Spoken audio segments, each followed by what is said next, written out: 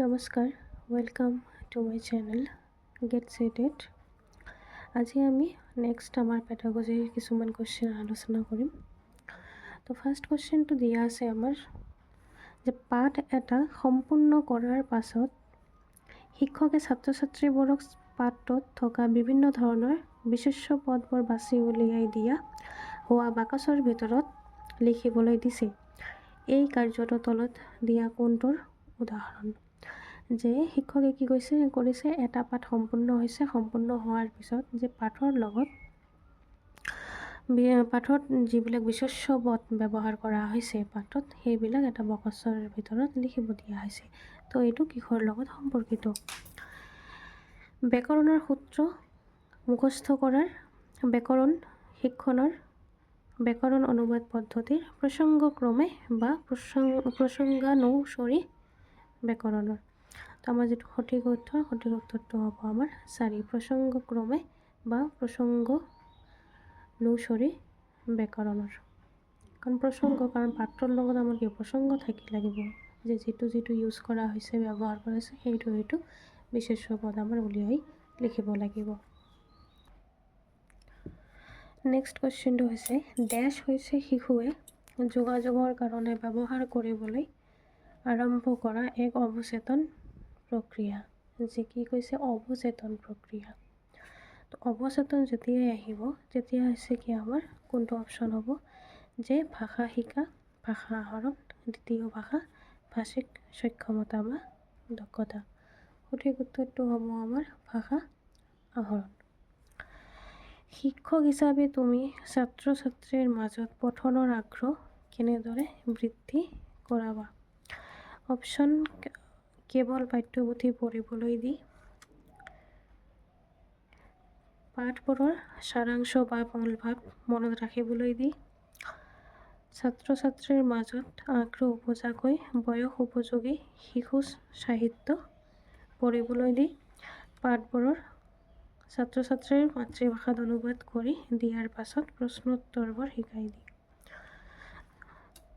তো আমাৰ সঠিক উত্তৰটো হ'ব ছাত্ৰ ছাত্ৰীৰ মাজত আগ্ৰহ উপজাকৈ বয়স উপযোগী শিশু সাহিত্য পঢ়িবলৈ দি। নেক্সট কুৱেশ্যন, তলত উল্লেখ কৰা কোনটোৱে ছাত্ৰ ছাত্ৰীৰ মাজত ভাষা শিকাৰ স্তৰৰ মূল্যায়ন কৰাত সহায় কৰে? ছাত্ৰ ছাত্ৰীসকলৰ মাজত ভাষা শিকাৰ স্তৰ মূল্যায়ন কৰিব, যে কোনটো স্তৰত আছে স্তৰখিনি নিৰ্ণয় কৰাৰ ক্ষেত্ৰত। অপশ্যন মুখস্থ কৰা কবিতা এটা অংগী ভংগীৰে সৈতে আবৃত্তি কৰিবলৈ দিয়া, পাঠটোত সিহঁতৰ মাতৃভাষালৈ অনুবাদ কৰা, ছাত্ৰ ছাত্ৰীবোৰক সিহঁতৰ ধাৰণাবোৰ আৰু কল্পনাবোৰ মুকলিকৈ প্ৰকাশ কৰাৰ সুযোগ দিয়া, ছাত্ৰ ছাত্ৰীবোৰক কবিতা এটাৰ পৰা কাব্যিক উপাদানবোৰ বাছি উলিয়াবলৈ দিয়া। আমাৰ যিটো সঠিক উত্তৰ সেইটো হ'ব 3, ছাত্ৰ ছাত্ৰীবোৰক সিহঁতৰ ধাৰণাবোৰ আৰু কল্পনাবোৰ মুকলিকৈ প্ৰকাশ কৰাৰ সুযোগ দিয়া।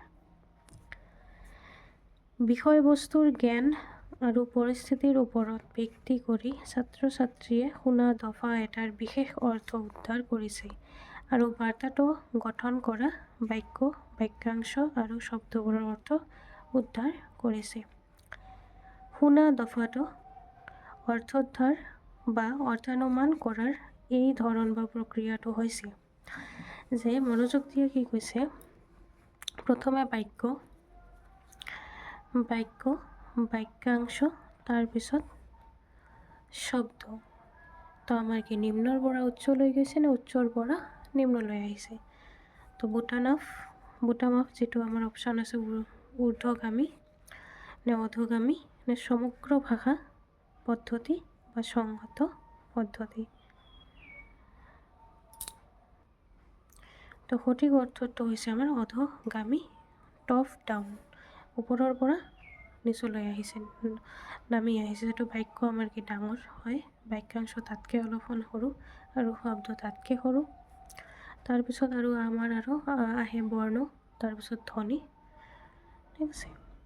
তো আমাৰ টপ ডাউনটো হৈছে আমাৰ সঠিক উত্তৰ 2 নম্বৰটো। নেক্সট কুৱেশ্যন, শিকাৰুৰ ভাষা শিকন উন্নত কৰিবলৈ কৰিবৰ কাৰণে তলত দিয়াবোৰ ভিতৰত কোনটো ফিডবেক দিয়াৰ ক্ষেত্ৰত আটাইতকৈ গুৰুত্বপূৰ্ণ বা ফলপ্ৰসূ?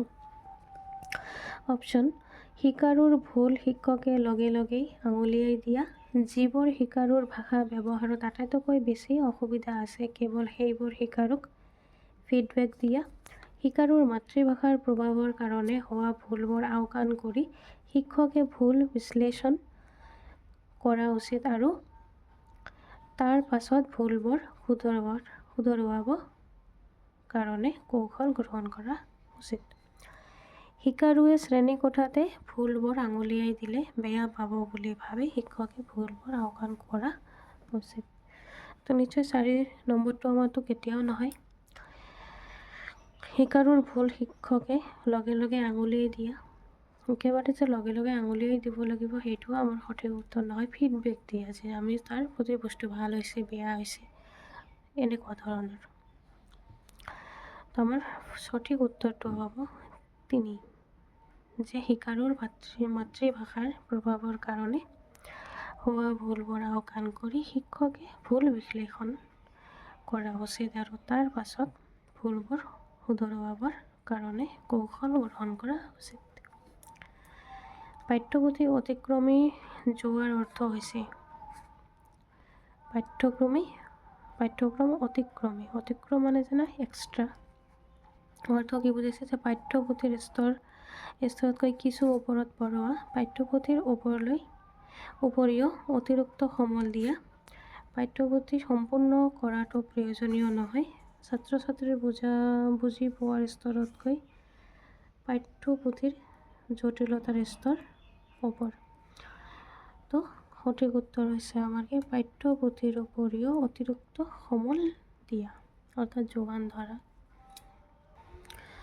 নেক্সট কুৱেশ্যন, ভাষাৰ পাঠ এটা পঢ়োৱাৰ পাছত শিক্ষকে বিজ্ঞান আৰু সমাজ বিজ্ঞানৰো পাঠৰ বিষয় কিছুমান ছাত্ৰ ছাত্ৰীক পঢ়িবলৈ দিছে কাৰণ বিষয়বোৰৰ ভাষাৰ পাঠৰ লগত সম্পৰ্ক আছে। এই পদ্ধতি বা অভিগম হৈছে অন্তৰ বিষয়ক পাঠ্যক্ৰম, অতিক্ৰমী ভাষা, বহুভাষী ভাষা শিক্ষণ, বিষয় ভাষা শিক্ষণ। তো আমাৰ সঠিক উত্তৰ কোনটো হ'ব যে পাঠ্যক্ৰম অতিক্ৰমী ভাষা। পাঠ্যক্ৰমটো কি কৰিছে অতিক্ৰম কৰিছে, যে শিক্ষকে কি কৰিছে বিজ্ঞান আৰু সমাজ বিজ্ঞানৰো পাঠৰ বিষয় কিছুমান পঢ়িবলৈ দিছে কাৰণ বিষয়বোৰৰ ভাষাৰ এই পাঠৰ সম্পৰ্ক আছে। যিকোনো এটাহে ক্লাছ হ'ব, বিজ্ঞানো পঢ়াইছে কিন্তু কি কৰিছে আকৌ সমাজ বিজ্ঞানৰো পাঠৰ বিষয়ে পঢ়াইছে অৰ্থাৎ কি এক্সট্ৰা কাৰিকুলাম। তো এইটো হৈছে পাঠ্যক্ৰম অতিক্ৰমী ভাষা। শিকাৰুৰ পঠন দক্ষতা বৃদ্ধিৰ আটাইতকৈ উত্তম উপায় হৈছে শিকাৰুৰ পঠন দক্ষতা বৃদ্ধি কৰাৰ ক্ষেত্ৰত প্ৰত্যাহ্বানপূৰ্ণ জটিল পাঠ পঢ়িব পৰা, শিক্ষকে যোগান ধৰা আদৰ্শ উচ্চাৰণ শুনা, বাস্তৱ জীৱনৰ পৰিৱেশত যোগাযোগ কৰা, কওঁতে সকলো ধৰণৰ ভুল পৰিহাৰ কৰা। এইটোতো হ'বই নোৱাৰে। প্ৰত্যাহ্বান জটিল পাঠ পঢ়িব দিলে একেবাৰে প্ৰত্যাহ্বান যে আমি প্ৰত্যেকটো ৱাৰ্ডে আমাৰ কি হৈছে আমাৰ কাৰণে খুব কঠিন হৈ আছে, আমাৰ ষ্ট্ৰাগল হৈ আছে। তো এইটোতো কেতিয়াও নহয় যে পঠন দক্ষতা বৃদ্ধিৰ ক্ষেত্ৰত আমি এনেকুৱা ধৰণৰ জটিলতাৰ ফেচ কৰিব লাগিব। শিক্ষকে যোগান ধৰা আদৰ্শ উচ্চাৰণ শুনা, এনেকুৱা নহয় যে পঠন দক্ষতা কৰিবলৈ হ'লে বা দক্ষতা বৃদ্ধি কৰিবলৈ হ'লে যে মাত্ৰ শিক্ষকে যিবিলাক যোগান ধৰিছে সেইবিলাকেই মাত্ৰ আমি আদৰ্শ হিচাপে লৈ আমি উচ্চাৰণ কৰিম বা উচ্চাৰণ ভালকৈ শুনিম, সেইটোও নহয়। তো আমাৰ সঠিক উত্তৰটো হৈছে বাস্তৱ জীৱনৰ পৰিৱেশত যোগাযোগ কৰা। নেক্সট কুৱেশ্যন, ভাষাৰ শিক্ষক এগৰাকীয়ে ছাত্ৰ ছাত্ৰীক সিহঁতৰ ওচৰত বহা সহপাঠীজনক বৰষুণৰ বতৰ এটাৰ অভিজ্ঞতা বৰ্ণনা কৰিবলৈ দিছে। অপশ্যন শ্ৰেণীকোঠাটো হুলস্থুলীয়া কৰি তুলিব, ধাৰণাৰ মৌখিক প্ৰকাশ বৃদ্ধি কৰিব, শ্ৰেণীকোঠাত নিয়মানুৱৰ্তিতা নোহোৱা কৰিব, পাঠ্যপুথি পঢ়া আমনি বা বৰমত নোহোৱা কৰিব। তো সঠিক উত্তৰটো হৈছে আমাৰ কি ধাৰণাৰ মৌখিক প্ৰকাশ বৃদ্ধি কৰিব। শিক্ষণৰ প্ৰচেছ এপ্ৰ'চৰ তলত কোনটো ক্ৰম অনুসৰণ কৰে? ক্ৰমৰ কথা কৈছে, ছিকুৱেন্সৰ কথা কৈছে, প্ৰচেছৰ কথা কৈছে। তো প্ৰথমতে দি আছে সম্পাদনা, মস্তিষ্ক মন্থন, আওৰোৱা, খচৰা প্ৰস্তুতকৰণ। সঠিক উত্তৰটো হ'ব আমাৰ ডি। প্ৰথমতে আমাৰ আহে কি মস্তিষ্ক মন্থন, তাৰপিছত আহে আওৰোৱা, সম্পাদনা, খচৰা প্ৰস্তুতকৰণ। নেক্সট কুৱেশ্যন, এগৰাকী ভাষাৰ শিক্ষকে তেওঁৰ ছাত্ৰ ছাত্ৰীবোৰক নিজৰ নিজৰ পত্ৰাধাৰ বা পৰ্টফলিঅ'ত সিহঁতৰ 5টাকৈ আটাইতকৈ ভাল বস্তু ৰাখি বাকীবোৰ আঁতৰাই থ'বলৈ দিছে। তাৰ পাছত শিক্ষকগৰাকীয়ে সিহঁতৰ বাছনিৰ প্ৰতিক্ৰিয়া সুধিছে। এই প্ৰতিক্ৰিয়াটো হ'ব সমপৰ্যায়ী বা সহপাঠী, পাৰস্পৰিক মূল্যায়ন, স্ব-মূল্যায়ন, শিক্ষকৰ মূল্যায়ন, সংক্ষেপণ মূল্যায়ন। তো সঠিক উত্তৰটো হ'ব আমাৰ স্ব-মূল্যায়ন। তলত দিয়া সমলবোৰৰ ভিতৰত কোনটো প্ৰাৰম্ভিক স্তৰৰ ছাত্ৰ ছাত্ৰীক ভাষা শিকাওঁতে আটাইতকৈ গুৰুত্বপূৰ্ণ? শিশু সাহিত্য, বাতৰি কাকত, কম্পিউটাৰ, ৰিয়েলিয়া বা বাস্তৱিক সামগ্ৰী। সঠিক উত্তৰ হ'ব আমাৰ শিশু সাহিত্য। ছাত্ৰ ছাত্ৰীৰ মৌখিক দক্ষতা বৃদ্ধি কৰিবৰ কাৰণে তলত উল্লেখ কৰা কোনটো কাৰ্য আটাইতকৈ কম গুৰুত্বপূৰ্ণ? কমৰ কথা কৈছে। বস্তু এটাৰ বিৱৰণ দিয়া, সিহঁতৰ নিজৰ ভাষাত সাধু এটা কোৱা, শিক্ষকৰ লগে লগে সাধুটো আওৰোৱা, ঘটনা এটা বিৱৰণ কৰা। তো এইটোও হয় যিটো আমাৰ আটাইতকৈ উল্লেখযোগ্য বা গুৰুত্বপূৰ্ণ। কোনটো নহয়? শিক্ষকৰ লগে লগে সাধুটো আওৰোৱা। Thank U. ভিডিঅ'টো ভাল লাগিলে নিশ্চয় পৰৱৰ্তী ভিডিঅ' চাব।